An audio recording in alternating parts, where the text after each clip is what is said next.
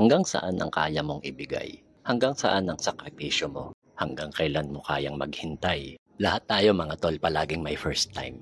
At sa naratibong ito ay para akong isang baguhan ulit. Isang baguhan na first time makakarating ng Tagaytay.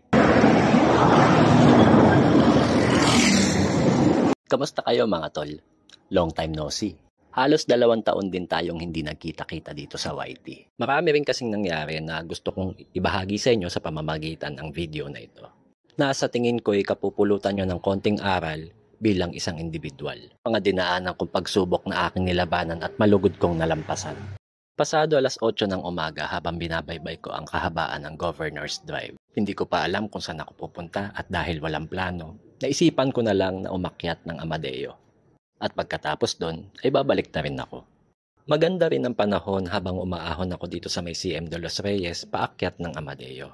Ito rin ang isa sa kadalasang dinadaanan ng ating mga kapwa siklista kapag aakyat ng Tagaytay. Dahil sa may kaluwagan ng kalsada dito at hindi rin ganun karami ang mga sasakyan na dumadaan, at isa pa, banayad lang din ang mga ahonin dito.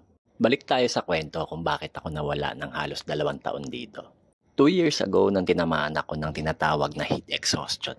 At ito ang nagtulak sa akin na dumaan sa matinding depression. Depression na naging anxiety nung naglaon. Isang kondisyon na pumigil sa akin na magawa ang mga bagay na napakadali ko lang gawin noon ay halos hindi ko na kayang gawin ngayon.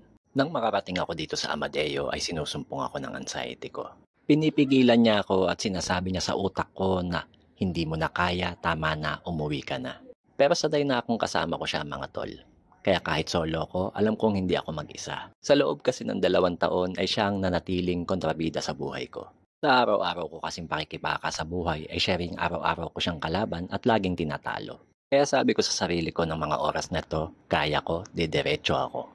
Alam kong hindi lang ako nakakaranas nito at dumadaan sa ganito. Ikaw rin na nanonood ngayon. At gusto kong matutunan mong malampasan mo rin kagaya ng ginagawa ko. Matutunan mo siyang pakisamahan at labanan. Malapit na mag 10:00 at malapit na rin ako sa crossing ng Mahogany.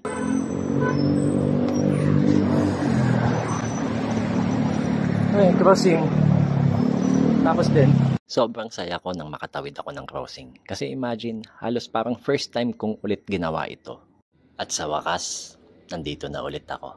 Yung dating simpleng ride sa akin noon ay big deal na ngayon. Kaya nagpapasalamat ako sa Diyos sa mga binibigay niyang ganitong pagkakataon na kahit nagkaroon ako ng mga konting limitasyon ay tinutulungan niya pa rin akong bumangon. At hindi pa rito natatapos ang lahat dahil nandito na rin lang ako ay naisipan ko na rin bisitahin ang isa sa pinakapaborito kong lugar na ilang ulit kong binalik-balikan at inahon noon. Ang Blackwall o Barangay Nyogan sa Laurel, Batangas.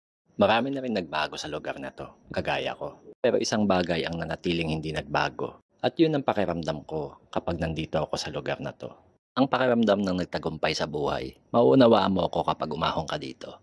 Pauwi ay dito ako bababa sa bayan ng Alfonso. Punong-puno ako ng inspirasyon at motibasyon ng mga oras na ito dahil natalo ko na naman ang anxiety ko.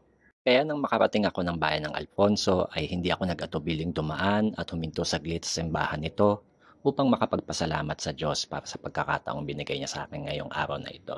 Mula doon ay lumusong na ako pababa ng bayan ng Indang. Dito na rin ako saglit na nagpahinga upang makakain na rin ng pananghalian. Nagpahupa lang ako ng init ng katanghaliang tapat ay bumalik na rin ako sa aking pagpadyak.